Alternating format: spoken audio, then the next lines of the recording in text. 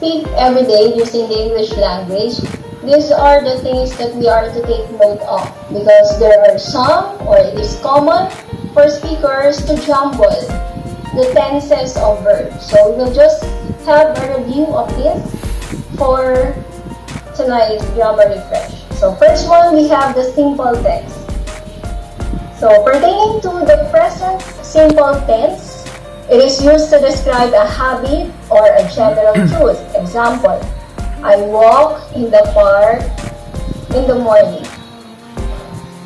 I jog in the morning in the park. I jog in the park in the morning. Sun sets in the west. So that is the simple present tense. If it is a past tense, it is used to describe an event that started and finished in the past. Example, I walked in the park on Sunday evening. The action of walking started in the past. Let's say, for example, yesterday, today is Saturday. Okay, so yesterday, Friday, and finished to in the past. Also, Friday evening.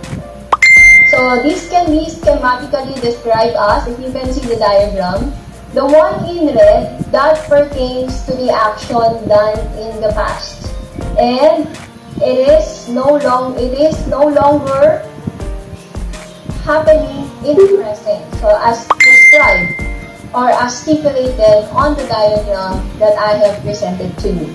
So that is the past simple tense.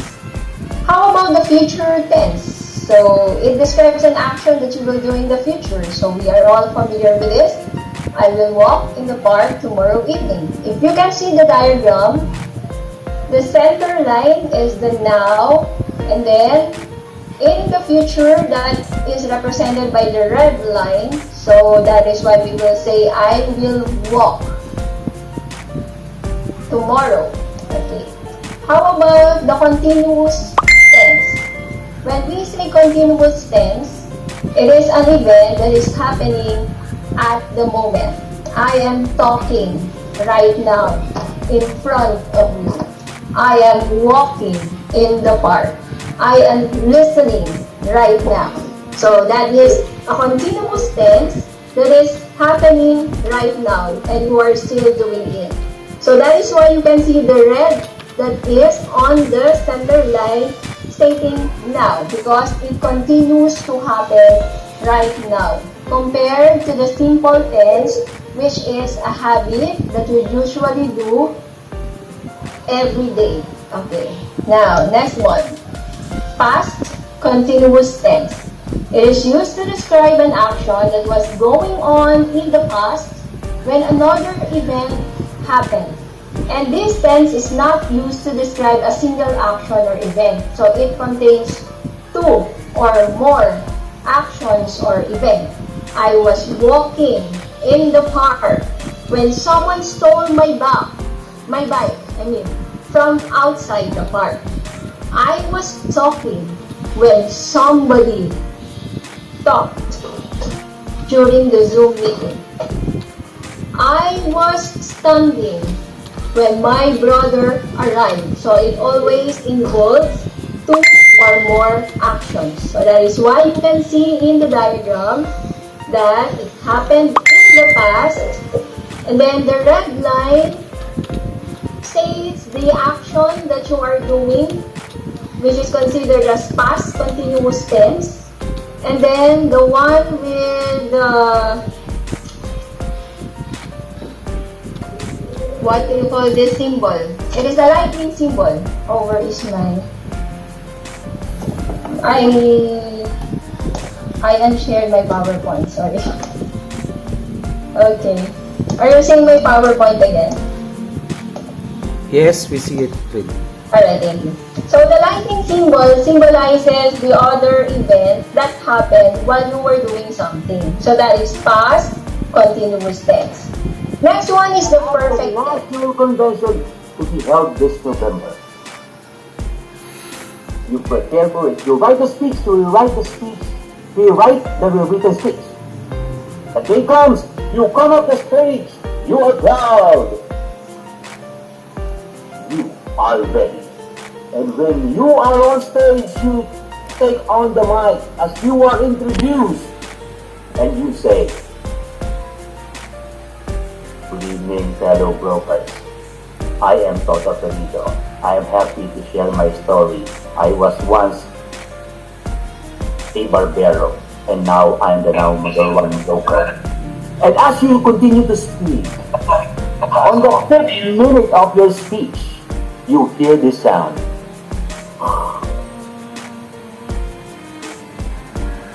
Your audience is sleeping.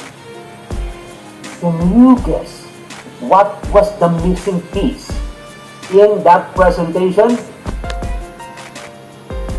Good evening, fellow Toastmasters, and good evening, dear brokers Toastmasters. Well, the subject itself, vocal variety, is one of my favorites. But when I talk about it, when we discuss about it, I'd rather say that we are talking about our brand. I say we talk about vocal branding because our voice is our brand.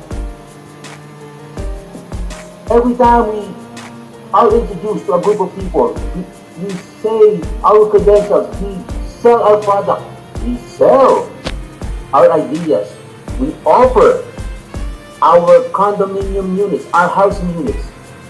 They look at us, how we dress, and of course, they always would be interested in how we present those ideas by giving the best vocal variety we have.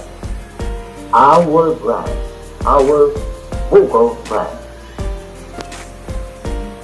Do you see these faces? Are these familiar faces to you? On my side, this may not be familiar faces, but these are familiar voices. The one in the white chair is Morgan Freeman. May mga tig 5.1. English narrator. And the other one is the voice of Transformers, of Optimus Prime. While two other favorite voices, the man you might not recognize, but you always hear saying, "This is ABS-CBN in the service of the Filipino worldwide." That's the voice behind ABS-CBN. And the lady is a professor at UP.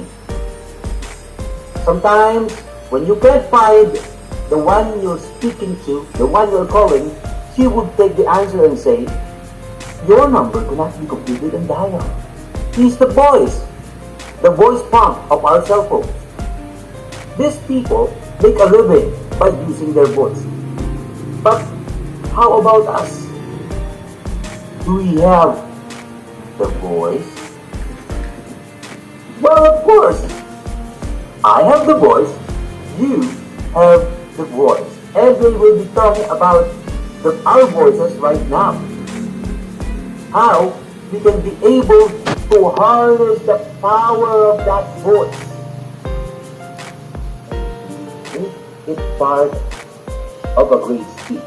Later on, my compadre Dr. Ryan in Cabo will be discussing how to inspire your audience. You might want to include vocal variety as you inspire your audience. So, let's move forward. Let's talk about the 4 Ps. Have you heard of the 4 Ps? You know it's not the Pantawid Pamilyang Filipino program. These are the components of a great vocal brand. Your voice that you will be using when you are speaking. Let's talk about the 4 Ps. That's pace, pitch, power, and pause.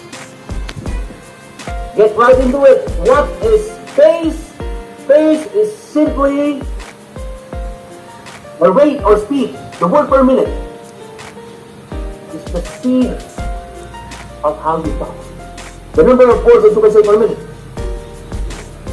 when we slow down, we create key statements, right? And then we have our regular speaking voice. And of course, when we're excited, we tend to speed up our delivery of voices. Is that right? That's why the rapper, Rock 9, excites us when he is rapping on the stage. Remember, C-word, pace is the speed of how you deliver your words, how you speak. Now, let's talk about pitch. And this is one of my favorites too. Pitch is the highness or lowness of the sound of your voice. Simply put it that way. It's the highness or lowness of your voice. When you speak in a sad voice, it tends to be very low. And of course, when you are excited, when you are angry, you take on the highest pitch possible. Remember Nanay, mother, when she's angry? Of course, that's a high pitch. And father, when he tries to calm mother, and you say, hayaan mo na yan. Dad will always have the low pitch. That's pitch. Highness or lowness of sound. Do you know SpongeBob and Patrick? Hi, SpongeBob. Oh, hi, Patrick! Ah! SpongeBob is the low pitch. Hey, Patrick! Hey, SpongeBob! It's the high pitch. These are contrasting, but this creates a great speech, great conversations within your speech, great stories to tell, great mimicking of the characters that you will be telling in your speeches as a story. Also, you can use that pitch when you are in a meeting, in a presentation. Leaders almost always project authority and their leadership with a low deep voice. And when we're just having fun, it's just a light meeting. Alright, you can use the high pitch. Remember, highness or lowness is the pitch. How about the power? When we talk about the power, it's the volume with intensity. It's not just the volume, it's not just the pitch, that's intensity. When you are angry, or happy, or joyful, you tend to enjoy the moment and give it a loud voice. When we are fearful and sad, we have a softer, weaker voice, and we also tend to slow down. How about the next element, the fourth element of the 4 P's? The pause. You're making no sound. How is that an element? Well, ladies and gentlemen, fellow Toastmasters, and our dear friends, when we pause, there is power. Remember that. There is power in every pause. After every sentence, there is a slight short pause. After every paragraph of your prepared speech, there is slightly longer pause. And when you want to create a bigger impact, then you tiny pause. So that's it. Quickly, what are the 4 elements? The 4 P's? Pitch, power, pace, and pause. Now why are we discussing this? Because as you write your speech, when you write your speech, you are invited to include, to note in the parts of your speech how you will use vocal variety.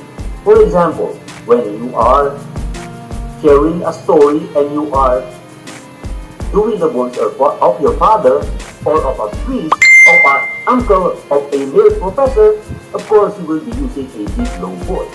When you are talking about your nagar teacher, when you are talking about somebody who's angry, then you will use the high-pitched voice. You also include the pause points in your speech. Now, I don't have much of a time. I'd just like you to, probably you can do this when we meet face to face. Remember that it's always your choice of voice here. Are you hungry? I have with me my burger. But now, quickly, just quickly, can I have a volunteer? Have a volunteer? Who'd like to volunteer? Volunteer, please. Open your mic. If you're opening your mic, imagine this. Imagine this. I see Ma'am Cecil beside me on the screen. Ma'am Cecil, can you unmute your mic? Alright. Ma'am Cecil, imagine this. You are in an island. You've been there for 1 year. And you've been eating bananas and kamote for 1 year. And suddenly, a boat arrives and offers you burgers and fries. How would you react when you shout it out? Tell us how would you react when you will see burger and fries. Say it. How would you say burger and fries? You've seen it for the first time in 1 year. Come on. Wow, burger and fries. Yes, that's it. That's how you would react if you've seen burger and fries for the first time in 1 year. Let me see another. Ma'am Aleli, I think your camera is on and your Yes. microphone is on. Ma'am Aleli, your husband, I assume you're married. Are you married? Yeah. Yes, I Your am. husband has been bringing you every morning and every evening for 1 year burger and fries, and this is your 10th anniversary. Guess what? He brought you burger and fries. How will you say it? Burger and fries again?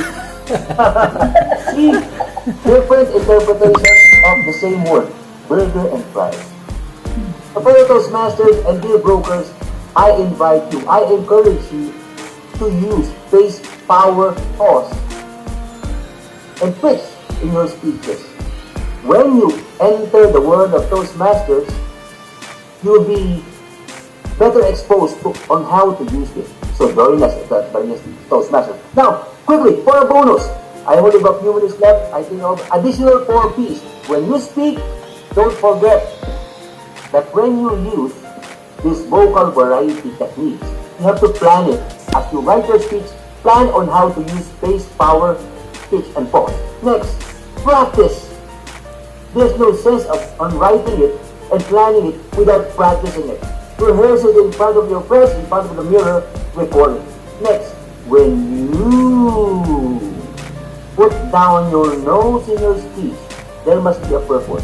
What's the purpose of making vocal variety in this part? To emphasize, to highlight, to inspire, to stress a point.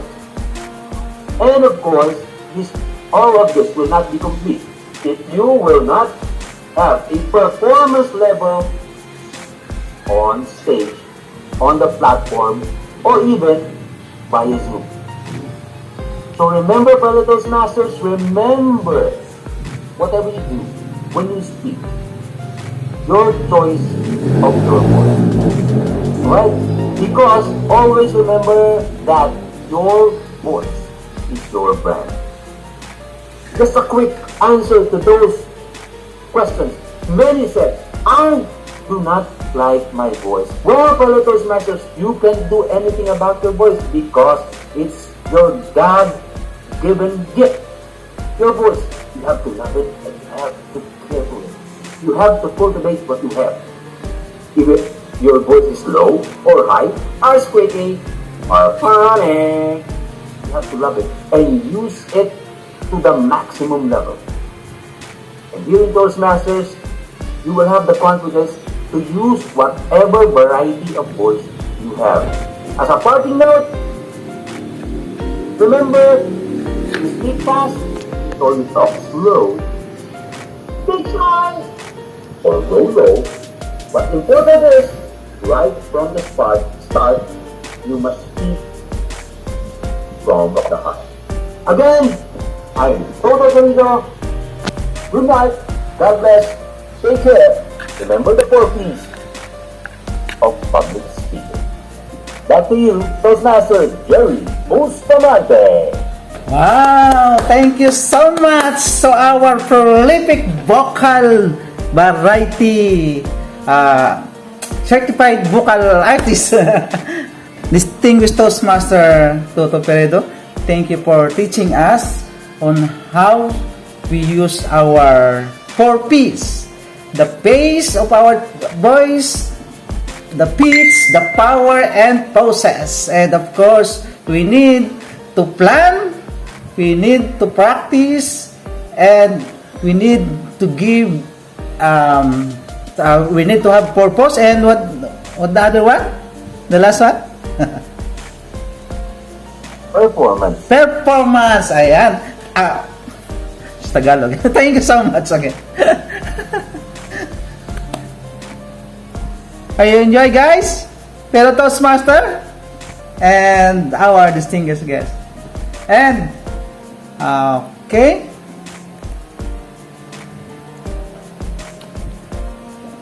Now we will go now to our next portion, which is the delivery of the prepared speeches.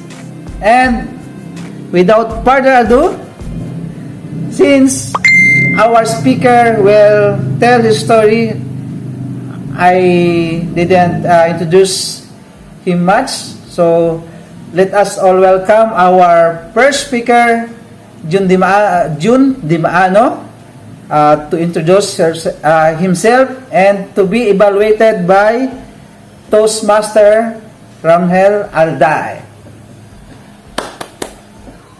Toastmaster Jun? Yes. Take it away. Wow. You have very good internet connection right now. Yeah. Okay, please. I'm back. Although it's getting slower again, I have to make it fast. Who is Jun Dimaano? Good evening, Toastmasters and fellow CRB Speechcrafters. Thank you very much for this chance to introduce you who is Jun Dimaano.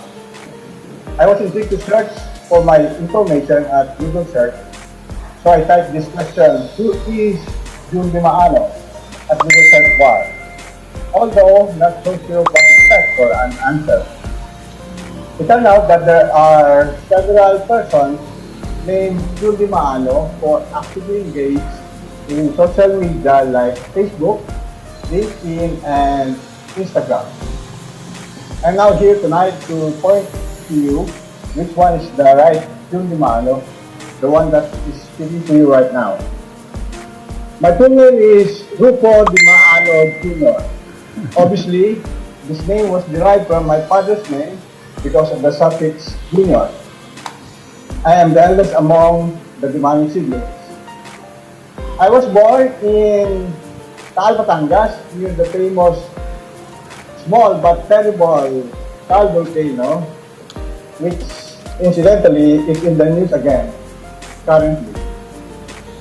I was educated to be a civil engineer at Mapua Institute of Technology, now known as Mapua University, and I graduated there in 1995. I got my first PRC license in 1986 after passing the Civil Engineering Board examination. Although I'm a civil engineer by education and profession, my main occupation has been as a real estate broker since 1987, when I got my real estate broker's license issued by Department of Trade and Industry. Since then, I became more active as a real estate broker than as a civil engineer. Unfortunately, I lost my broker's license in 2011 when the licensing and regulation was transferred from GTI to PRC. I lost it because I was unable to meet the deadline for submission of requirements. Eventually though, luckily, I gained back my broker's license when I passed the broker's board examination in 2016. Thus, I was able to get my second PRC license now as a professional real estate broker. I realized then at the time that I am destined to be a real estate broker or a real estate practitioner for life or till I decide to retire. Aside from being a real estate practitioner, I'm also involved in construction business. This pandemic also forced me to do other businesses that can be done purely online. So I am doing some online business this time. As much as I'm keen as a master to tell you more about myself, it is not possible to do it now because of time constraints. In lieu of that, I urge you to check my Facebook profile at facebook.com/rdimaano jr. I'm also looking forward to hang out with you guys in the future so we can know each other better. When I was younger, I used to say this corny joke whenever I end my self-introduction. This corny joke goes like this. Gentlemen, you can call me June, but for ladies, you can call me anytime. All jokes. This evening, I want to end this self-introduction by saying this to you, Toastmasters and fellow CRB Speechcrafters. This is June Limano speaking from my heart, hoping that this will be the beginning of a fruitful, rather prolific journey towards a prolific Toastmaster. Thank you very much again, and back to you, Toastmaster.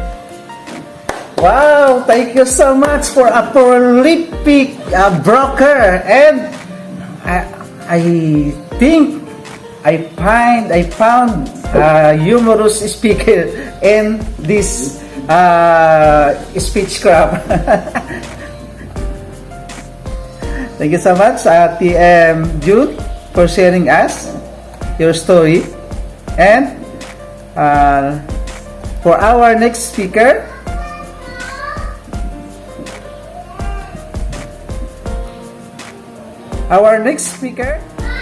is Toastmaster Vienna Graho, to be evaluated by Attorney Distinguished Toastmaster Rolando Campos. Without further ado, let us welcome Toastmaster Vienna to introduce herself.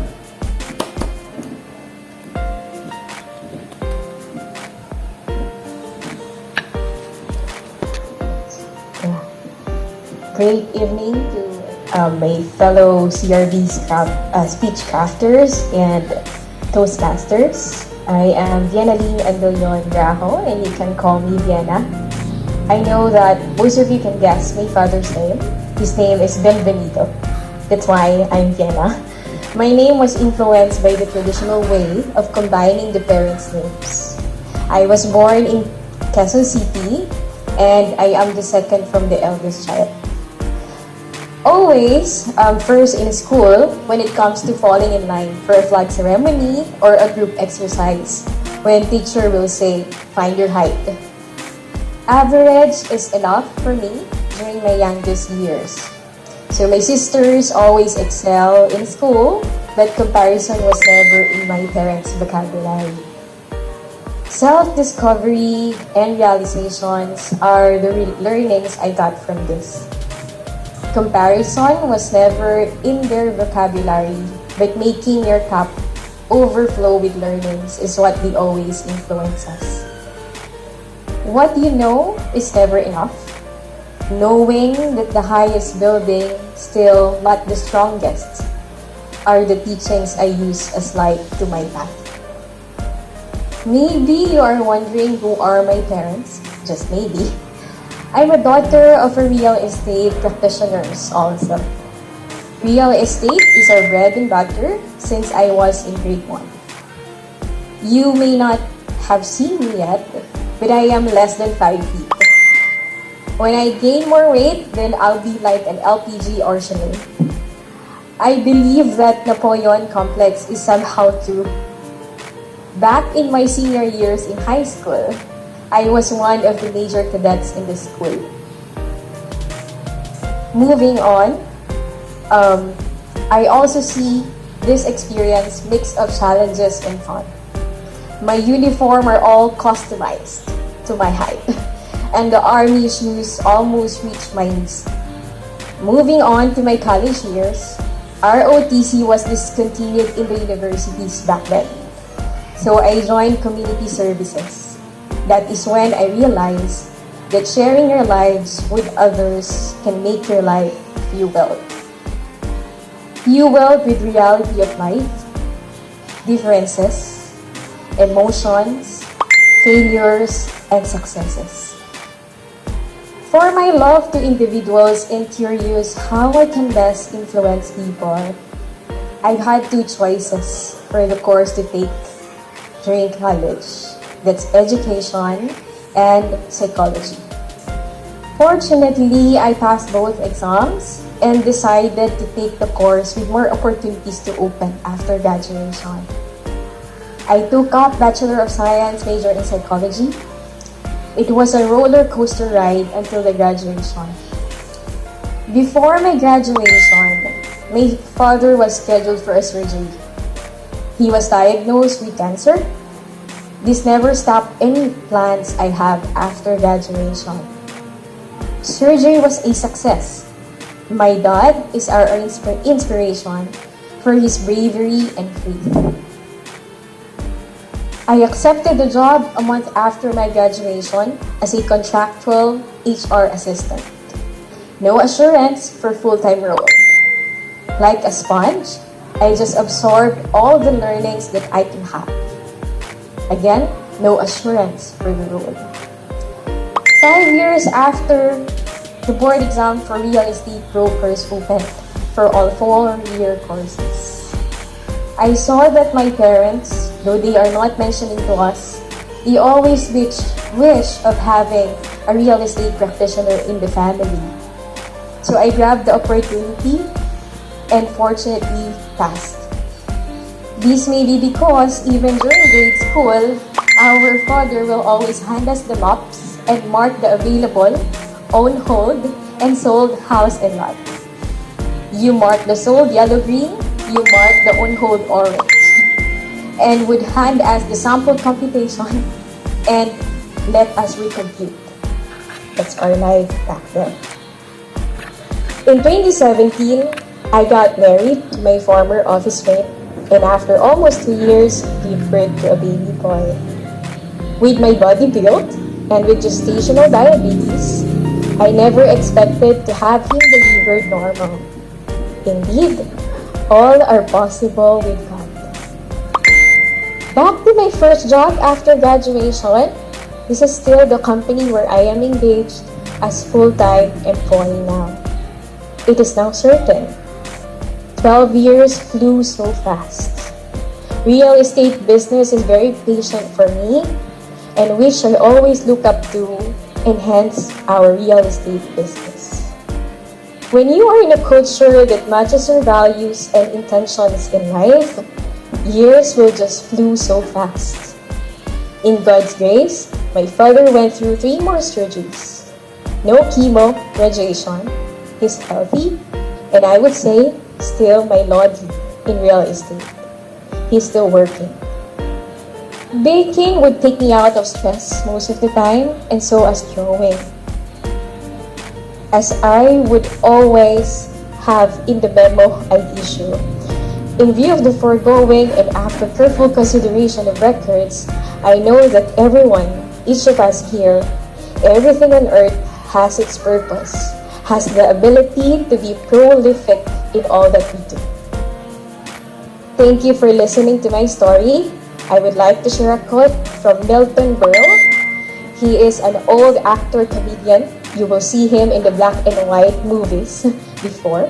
It says, "If opportunity doesn't knock, build a door." Good evening again to everyone. Wow! Such a prolific usage or delivering of your icebreaker speech, TM Vienna. And thank you for sharing us your story, daughter of a real estate practitioner, and now you gave them the license that they are waiting, and I know with your help they're gonna be unstoppable in real estate business. Thank you so much, and let us welcome our next speaker. I know that this lady is oh, what's her name? Okay, back. What happened?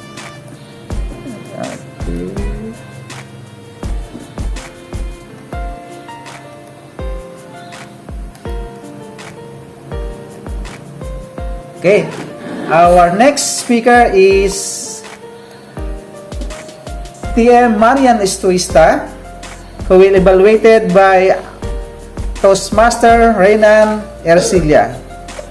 Without further ado, we'll let us all welcome Toastmaster Marian to introduce herself. Toastmaster Marian, Thank take it you, away. Sir Jerry. Before I start, I want to say, please be considerate for me.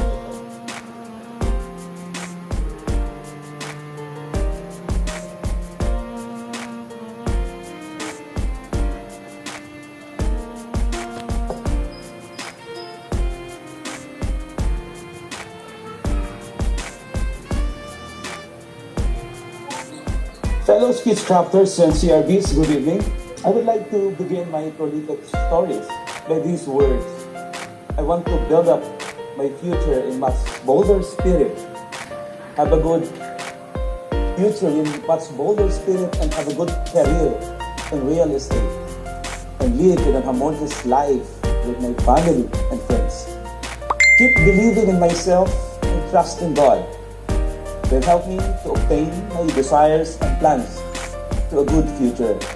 Even though we may have our own concern for the future, but just as the quote says, everything will be all right in the end. If it's not, then it's not the end. I am Elvis Soromon Saligumba. Friends and family call me Bong, 50 years of age, married to CRB Tita Saligumba, and father to our 21-year-old Monico P. Miguel. I was born and raised in an agricultural town of Lang, in the province of North Cotabato, the rice granary of Central Mindanao, to both public school teachers who both came from Iloilo. I am the eldest of 5 male siblings. Finished my elementary education from the school where my mother teaches, and my high school education from Notre Dame of Lang, a Catholic school run by the Presentation of Mary Sisters. A man who grew up in the farmlands in the province, I have all the prolific experiences and how is it to be a farmer. I went to University of Mindanao in Davao City, a 3 to 4 hours travel time away from our hometown for my college education. It is during my college days that I honed and developed my prolific leadership potentials, became the departmental governor of our college department, elected provincial vice chairman of a student assistance organization, the SAC-CDYCSE of Davao Region. Tried out and admitted to university choir as scholar. I think and believe that my parents knew that I have talent in singing, and maybe the main reason why they made me Elvis, named after the prolific king of rock and roll, Elvis Presley.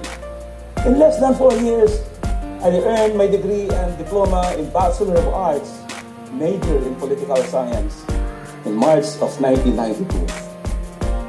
2 months after my college graduation in Davao, an auntie, the youngest sister of my father, invited me to go to Manila for a vacation with a bag and handful pair of pants and shirts and copies of my college diploma and transcript of records from my alma mater.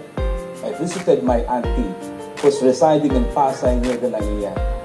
The young provincial boy got in love with the beauty and vibrant of Manila. I decided to try my luck here. In just 1 week, I got a call from a Makati-based consultancy firm, the Barberong Consultancy, to be one of their prolific project assistants. At Barberong, I was given the prolific privileges to be assigned in my team in Cebu, Subic, Benguet, and directly reporting with the example of Rica Aboitis, the owner of the famous Aboitis Shipping, Mr. Feliciano Salonga, the president of the Subic-based Felseco and the father of Lea Salonga, Mr. Felix Brillas, the president CEO of Felix Mining in Benguet, and many other top executives in the industry. Bob Garon, my boss, is a former Catholic priest who became famous and sought after financial purchasing consultant of big companies in the 90s. The prolific learning experiences on my first job, plus the chance to be assigned and stay at different places free of board and lodging, is the main reason why my confidence level was so high, even if my grammar and my English is not that good looking sometimes. After true prolific years stay at that Barberong, I tried my luck in sales, marketing, and subscription consultant of then Money Savers magazine. I'm proud to say that I always topped the monthly subscription sales, owing to my prolific connection with employees of different companies that I was assigned with during my Barberong days. It was during my prolific sales call that I got to encounter the long line of applicants at an international shipping and forwarding company in Naiya. I tried my luck, and of the 30 prolific applicants, I was part of the lucky group of that at CNT Worldwide Transport, an international freight and forwarding company owned by the Tans clan, who also owned the Triplex Burlington Puma, and started as customer service, then became export supervisor, then sea freight division manager, and then sales and marketing deputy director. In 2013, I passed the PRC board exam for brokers, thanks to the guidance and influence of my prolific wife. While doing my usual stuff in shipping, I was selling real estate property to prolific clients on the side. In 2017, I ended up my 24 years prolific job in shipping forwarding and focused on my new career as licensed real estate broker. As a prolific licensed real estate broker, I have the time freedom to do the job together with my wife while earning. I enjoy the luxury of joining prolific here in Imos. Modesty aside, the simple provincial boy established simple but happy life here in the NCR. Able to provide financial assistance to the parents and siblings in the province. Able to send our son to a good school at Elizabeth Seton School from prep to junior high school. De La Salle University, Dasma for his senior high school, and finally landed as a scholar ng bayan of UP Los Baños, and is now third year applied math, majoring in actuarial science. Enjoyed family travel, domestic and abroad at our own expense, and some investment in stocks and real estate. As mentioned earlier, everything will be all right in the end. If it's not, then it's not yet the end. Life just goes on. Thank you. Good evening, Speechcrafters, fellow brokers. My mother built a temporary house. We used to sell water in the neighborhood from the water pump which my mom bought with on installment. I carried long and heavy water hoses from our house to fill their drums and get paid.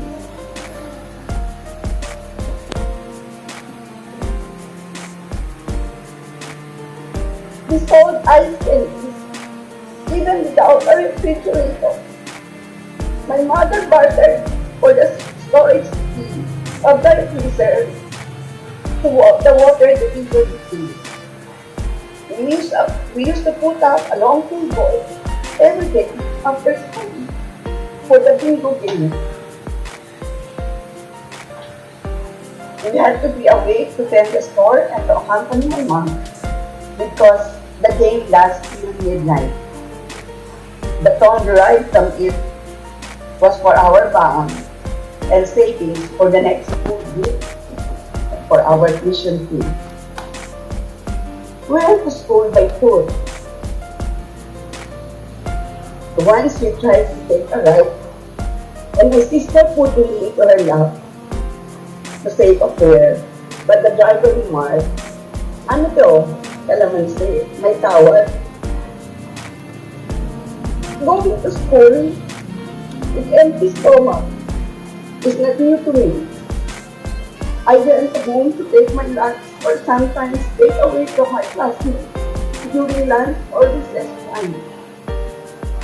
We went through all this with one thing in mind, that is to finish college, because my mom always tells us to study hard because if not, you will be the labandera or the mistress or the yaya of the mistress of your father.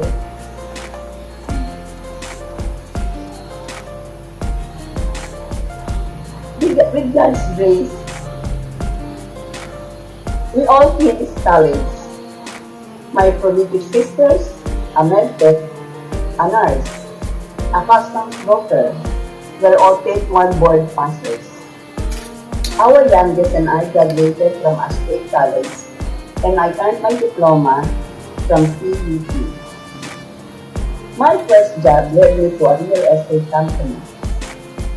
My exposure to this job inspired me to take the seminar and the board exam. The result was published in the Manila Weekly. I immediately told my mom to break the news. Nice! Lisensyado na rin ako kagaya ng mga anak. My mom was very happy. She bought a copy of the newspaper, which is in my safekeeping until today. The biggest surprise of my life came when I am completing the requirements for my marriage in 1985. I discovered that my birth certificate does not bear my name. It registered blank statutory only. I can't believe that I didn't have my identity for 29 years. I am thankful that the steps taken to correct it was easy, and correcting the spelling and registering my name was a lot easier because of the blank. A second page of my birth certificate with amendments bearing my name, Len Lee, was then issued. Now it's official. I'm Aleli Plaza. Let me enter this quote of Bill Rogers. Don't let yesterday take up too much of today. This is your friend and your colleague, CRB, Aleli Taton Wasa. God bless us all and thank you. I'm sorry. Wow, such emotional story. Thank you so much, TM Aleli, for sharing us that story. We feel you. Yes. We feel your prolific story, your you're such a prolific daughter, and thank you so much for having you here in Speechcraft. Thank you so much. And I hope we can hear some of your interesting stories for to our another meeting. And without further ado, let's go to another educational portion of this of tonight, which is how to inspire audience by distinguished Toastmaster Doc Ryan Cabo. And Doc Ryan is our speaker today, and the Pioneers of Cavite. Wow. A very busy person that he is now he will give us and teach us how to inspire people. Without further ado, help me welcome Doc Ryan in Cabo.